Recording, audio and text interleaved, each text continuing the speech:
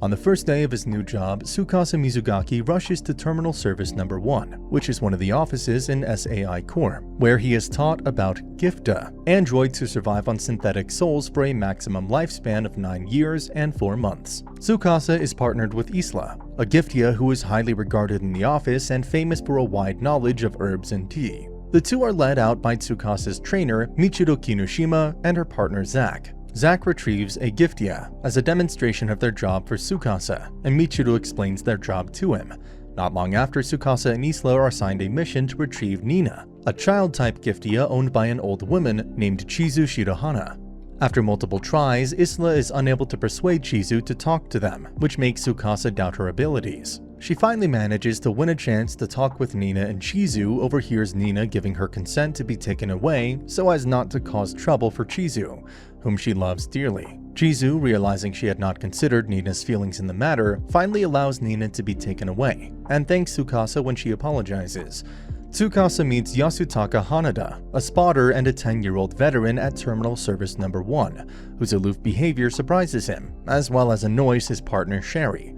When Yasutaka asks him about how he got his job, Tsukasa reveals that his father is a friend of one of the higher-ups in the company, who decided to help him after he failed his entrance exams. After another failed attempt at retrieving and a scolding from Michiru, Tsukasa takes the blame despite it being Isla who caused the problem. Back at the office, he's prompted by a message about her, and heads to the unit testing room, where he meets Erumiru and Mikishiro Tetsuguro, who are measuring Isla's physical skills. Tsukasa asks Isla about the physical training, and she tells him of her belief that she is holding him back because of all the time she spent off the field. Because of this, Tsukasa decides to do the negotiating with Giftia owners instead of Isla, in spite of the fact that it isn't what a spotter does. The next day, he begins putting together his own manual about owner negotiations, and is assisted by Michiru and Zack. Once he's finished, he comes across Yasutaka, who learns about Isla's visits to the unit testing room and remarks the pointless nature of those visits, explaining that Isla's physical capabilities are on a consistent decline that cannot be fixed, a characteristic of Giftia. Later on, Tsukasa and Isla successfully retrieve the Giftia they were previously assigned to, while Kazuka Kuwanomi, an experienced spotter, and Yasutaka talk about Isla's lifespan, which is set to expire in less than 2,000 hours, giving her less than 3 months to live. Tsukasa is assigned to live with Isla in the company dormitory, a rule mandated for all marksman and spotter duos in Terminal Service Number 1. However, he is unsettled by the fact that Isla repeatedly ignores him there. At Terminal Service Number 1, he confides to other employees about the problem, although their individual suggestions fail miserably at helping him attract her attention. Finally, Kazuki approaches Tsukasa about the problem and tells him she ignores other people during her personal time, not just him. She then tells him to take Isla out somewhere if he wants some interaction with her. Following through with the suggestion, he successfully asks Isla to accompany him to a shopping mall. There, they go to an herb shop, and to buy some more time, Tsukasa asks Isla to help him pick out some herbs as a present to a person who he unintentionally describes as being a lot like her. Afterward, they go to a nearby amusement park, where Tsukasa admits the person he was describing was Isla herself. When he says he did this to make some memories with her about their partnership, she emotionally shuts down and tells him that she was not built to play at an amusement park, which shocks him. When Isla runs off, he purchases a keyring pendant from the amusement park and gives it to her at their dorm room, telling her she can throw it away if she doesn't want it. She also apologizes apprehensively about her escape, and even though Ito had previously told Tsukasa that Isla didn't accept gifts, Isla makes the keychain an exception. Terminal Service Number 1 staff receive 7 brand new retrieval missions, and Tsukasa and Isla are assigned to retrieve a Giftia named Marcia. They are also warned of the presence of criminals who assume the identities of Terminal Service employees to retrieve Giftia and sell them back to the black market. Tsukasa and Isla head to Marika's residence, where they learn she is raising her owner, Sota Wakane, in the role of an older sister after his parents died. When Sota arrives home from school, he acts hostile towards Tsukasa and Isla, but is surprisingly willing to sign the agreement form to take Marcia away, citing that she's just a Giftia, and adding that Giftias cannot be trusted in telling the truth. Unable to acquire a signature as a result of Sota's attitude, Tsukasa confides in Michiru about the encounter, and she advises him to solve the problem by having Sota believe he was truly loved by Marcia. As a result, Tsukasa, Isla, and Marcia decide to bake a cake for his birthday on the following day, and are assisted by Michiru and Zack. Afterwards, Michiru tells Tsukasa that she tried all she could to keep her father, a Giftia, from being retrieved, which resulted in him becoming a wanderer, a Giftia that still retains its motor skills but loses its personality and memories, causing it to become instinctual and aggressive. Later, Soda returns home and is surprised by the group. Upon spotting the birthday cake, which was molded after one used for his birthday 3 years ago, he remembers his family and tearfully apologizes to Marcia. On the day before the retrieval, Soda is visited by a shady man who claims to be Tsukasa and Isla's replacement from the terminal service and asks for Marcia. While returning home with some groceries, Marcia is suddenly ambushed by the men from the previous episode. Later, Tsukasa and Isla are contracted by Soda, who informs them about Marcia's disappearance, and they assume it is the work of a black market retriever. With only 24 hours left on Marcia's lifespan, Tsukasa resolves to retrieve Marcia and return her to Soda, and the rest of Terminal Service Number 1 joins the search. The following day, the office narrows down the search to an area where a black market retrieval service is possibly located, although their efforts are hindered by a unit from R Security, a private security firm that was hired to assist in the investigation. Kazuki confronts the unit's supervisor, Shinonome, who gives her a map of the area under security. As the retrievers get ready to converge on the area, Tsukasa is equipped with and learns about a gun-like device designed to forcibly crash all of a Giftia's functions when they turn into wanderers. He's then approached by Kazuki, who asks him if Isla will be able to handle the situation, but is forced to drop the subject soon afterward. Michiru later tells Tsukasa about how Kazuki tried to retrieve her father when he became a wanderer, only for him to injure Kazuki and then be shot down by members of R Security. Soon afterward, the black market retriever is found unconscious, and it is concluded that Marcia turned into a wanderer. Kazuki orders the rest of the retrievers to stop Marcia before she is destroyed by R Security. Tsukasa and Isla find Marcia only to realize Soda had been following them. Marcia then injures Isla and kidnaps Soda. Despite Isla's injuries, she and Tsukasa follow her to a rooftop, where Tsukasa nearly manages to convince Marcia to surrender. However, when Soda speaks her name, Marcia snaps and begins strangling him, forcing Tsukasa to pull out his software destruction device and prepare to shoot Marcia. However, Isla suddenly dashes towards Marcia, just as Tsukasa fires the device. The scene then cuts to the terminal service office the next morning, where it is revealed that Isla hasn't signed into her attendance log.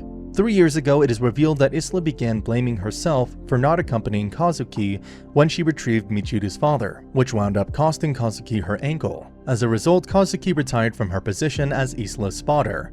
In the present day, it is revealed that Marcia was hit by Tsukasa's device, although Isla was able to block most of the blow without being hit herself. With Isla now under maintenance for her injuries inflicted by Marcia, Tsukasa is reassigned to a desk duty. After a visit from Tsukasa, Isla notes that he is still remaining optimistic despite what happened, and privately questions his feelings about the situation. Once most of her maintenance is done, Isla returns to the office and realizes that she has been paying attention to Tsukasa a lot more closely lately.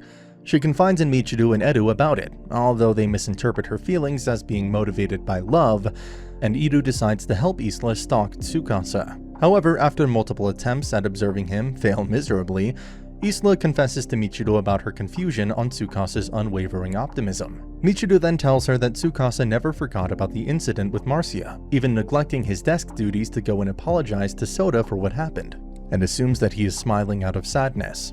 After finishing the last of her maintenance, Isla runs out of the dorm, only to find he isn't there. When night falls and Tsukasa has yet to return home, she goes to the office, where she finds Tsukasa learning that she has 1,000 hours left in her lifespan, which translates to a month. However, when given the chance to partner up with a new Giftia, Tsukasa declares that he wants to remain partnered with Isla, which makes her happy.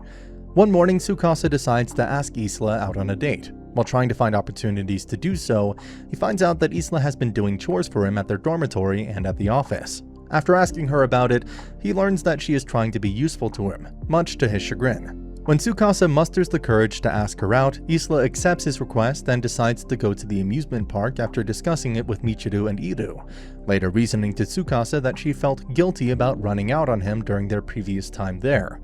However, while reading Isla's diary, Tsukasa realizes that she and Kazuki often went there when they were still partners. The next day, the two of them go there and sit at a bench, Isla's favorite spot in the park, as she was always able to observe the happiness and joy of so many people. which comforted her. After learning that Isla had never tried any of the park attractions, Tsukasa takes her out on a tour through the entire area, eventually ending at the Ferris wheel. As they sit inside, Isla expresses her gratitude that she's riding it with Tsukasa. As he thinks about Isla's happiness, Tsukasa faints after working too hard lately, ending the date.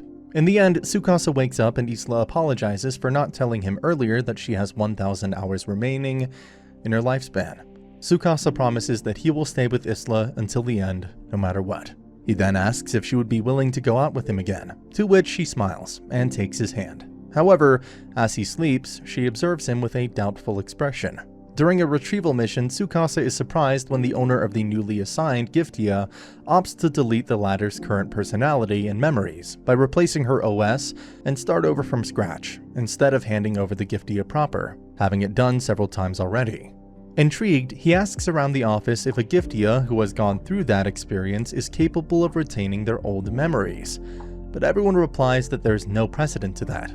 Later on, Kazuki announces that a marksman from the Terminal Service No. 3 office will be sent in, as the assigned Giftia and his owner have gone into hiding, and assigns Tsukasa and Isla to assist her. They later meet the marksman, Andy. Shortly afterward, they have an awkward counter with Iru, who mistakes Andy for her friend Olivia. After the mission is a success, Tsukasa learns from Iru that Andy is indeed Olivia, whose OS was replaced due to the company cutting costs.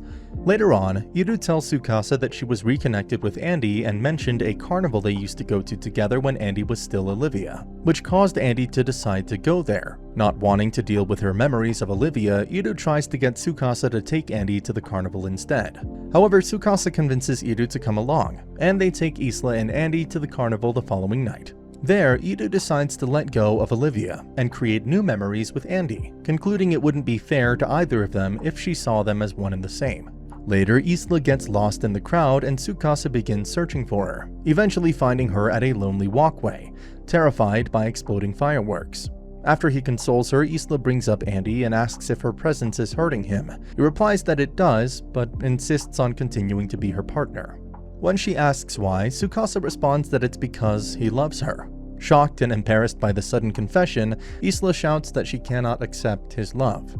In the wake of being shot down by Isla at the carnival, Tsukasa has maintained a heartbroken, depressed attitude that is evident at the office. Seeing this, Michiru asks Isla about it, and she tells her that she was just confused when she shot Tsukasa down and now feels guilty about hurting his feelings. Michiru suggests having the two of them live apart for a few days so Isla could have time to sort out her own feelings, and she transfers Isla to Iru's room and Tsukasa's to hers and Zack's. When Tsukasa recovers from his stupor, Michiru consoles him and tells him the reason why she joined Terminal Service No. 1. The next day, Michiru sets up a lunch between Tsukasa and Isla, during which they agree to allow Isla more time to consider her true feelings. Later on, Michiru questions the effectiveness of her treatment over the whole situation. After observing Tsukasa and Isla acting like average co-workers at the office, Michiru approaches Isla one day and asks her about her feelings for Tsukasa, and she responds after a lengthy explanation that she does return his feelings. However, she concludes from this that she must stay away from Tsukasa. When a shocked Michiru asks why, Isla confesses to her that she has approximately 1 month left in her lifespan. Angered by this, Michiru confronts Tsukasa about it and asks for his true intention for confessing to Isla when he knew about her lifespan beforehand. He replies that he only wishes to make memories for the both of them. When she lashes out at him for refusing to see what kind of pain will result from his decisions, he insists on keeping Isla as a partner. When he returns to his dorm room, Tsukasa finds Kazuki already there. As Isla also arrives, Kazuki announces she intends to dissolve their partnership. Kazuki elaborates that she is dissolving Tsukasa and Isla's partnership on the basis that romantic relationships in the office are not allowed, and intends to reassign Tsukasa to her marksman Constance, while she takes charge of Isla. Though Tsukasa protests against the decision, Isla immediately agrees, later explaining that it would be better for the both of them. At the office, Tsukasa confronts Kazuki about her decision, after which she reveals she only did it to protect the both of them from the inevitable pain that would have resulted. Later on, Tsukasa and Isla go out on separate retrieval missions with Constance and Kazuki respectively. During her retrieval mission, Isla agrees to befriend Sarah, the Giftia in question, at the request of the owner Antonio Horizon, whose lifestyle as a mafia boss made it impossible for the Giftia to live a normal life. Simultaneously, Tsukasa and Constance talk about Isla's work performance and how she had closed herself off after Kazuki dissolved their partnership 3 years ago. Constance then tells Tsukasa that Kazuki has faith in entrusting him with Isla. Returning to the office, Kazuki reveals to Isla that she intentionally set her up for the mission and tries to convince her to stay with Tsukasa, saying that tearing herself away from him will only create painful memories for him. The following night, Isla muses about the unfulfilled expectations she had from her separation with Kazuki. The next day, she returns to the office, approaches Tsukasa and explains her reason for rejecting him. Then, she proclaims that she wants to make more memories with him until the end, and that she is in love with him. In the wake of starting their relationship, Tsukasa and Isla have found it difficult to talk to one another without being embarrassed.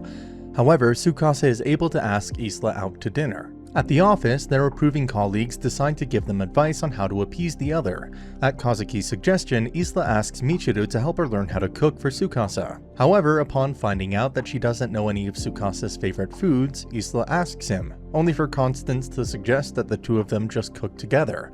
After debating on what to cook for dinner, Tsukasa suggests rice omelets. Later on, the two travel to Antonio's manor to visit Sarah. There, Tsukasa asks Sarah what would make her happy, and she recites a sentence Isla told her during her last visit, that people are at their happiest when they're with the ones they love. Afterward, they go to the shopping mall to purchase herbs and pajamas for Isla, after which Tsukasa admits he doesn't know what to do to make her happy. She responds that she is already happy spending time with him. Returning home, the two begin cooking rice omelets. Although the final product was not what they were expecting, they were able to enjoy it nevertheless. Isla then allows Tsukasa to read her latest diary entries, both of which recount the days she spent with him. When Tsukasa goes to sleep, Isla adds a new entry, in which she expresses her hope that she would be able to spend another wonderful day with him. In the middle of the night, Isla breaks down in tears and sleeps in Tsukasa's bed for comfort. The next morning, she has reverted to a bright and cheery personality, much to Tsukasa's surprise and relief. At the office, the other employees give Tsukasa tickets to a number of events that he could take Isla to. The two then use tickets given to them by Michiru and Zack to watch a romantic movie. The next day, they return to work despite having taken that day off. Following Isla's visit to the unit testing room, Michiru and Iru discuss about the necessity of her increasingly frequent visits. Meanwhile, Kazuki approaches Tsukasa in private and gives him a retrieval agreement from Isla, telling him to sign it. Overhearing their conversation, Isla decides to begin teaching Tsukasa how to raise the herbs she had been cultivating in her spare time, as well as how to make tea. While serving Michiru tea, Tsukasa is confronted by her about why he and Isla are coming to work despite taking the day off, and he responds that it was a part of their decision to carry on as they were. The following night, Tsukasa gives Isla the retrieval agreement form, and she gives him her approval in signing it. The next day, they go to retrieve Sarah, their last retrieval mission together. Before erasing Sarah's memories, Isla whispers something indiscernible to her. They then return to the office where they find the others holding a party in commemoration of Isla's last retrieval mission. After the party, Tsukasa asks Isla what she told Sarah, and she replies that she told her of her hope that she would be reunited with the person that they cherished. It is the last day of Isla's lifespan, and she and Tsukasa decide to first spend it by reading entries in her diary. They then spend the morning cleaning up their dormitory room and taking a bath. They then head over to the office where they take care of Isla's herbs, and she leaves notes for the other employees. They are approached by an early Kazuki who teases Isla for one last time. The two then decide to spend the day's remaining hours at the amusement park, which they enjoy to their heart's content. Eventually, they stand at Isla's favorite bench, where she describes how she always observed the emotions of the park's many visitors, and how contented they would be at the end of the day in bringing their happy memories home with them. Then, as the park closes, Tsukasa and Isla convince the operator to let them ride the Ferris wheel one last time together after closing hours. There, they take turns describing what they love about each other, and Isla finally admits she loved the way Tsukasa held back his sadness and smiled, despite her worry over that characteristic. She then hands him her deactivation ring, saying that she wanted him to be the one to do it. Tsukasa begins crying, and Isla notes that it was the first time she ever saw him cry. He then puts the ring on, expresses his hope that she would be reunited with the person they cherished, and kisses Isla as her time expires. As he carries her to the vehicle, he is met by Kazuki, who thanks him for being there for her, which causes him to break down in tears. The other terminal service employees read Isla's letters, in which she thanks them for all the memories she had of them. In the epilogue, Tsukasa takes the same elevator where he met Isla and muses what it would be like if his lifespan was predetermined, concluding afterward that he would live that life to the fullest. 9 months later, he returns from a training course to resume work with Terminal Service Number 1 and is introduced to his new Giftia. And that's the end of the video. As always, if you liked what you saw, subscribe to the channel. I'll be uploading a lot of videos just like this, so I'll see you at the next one.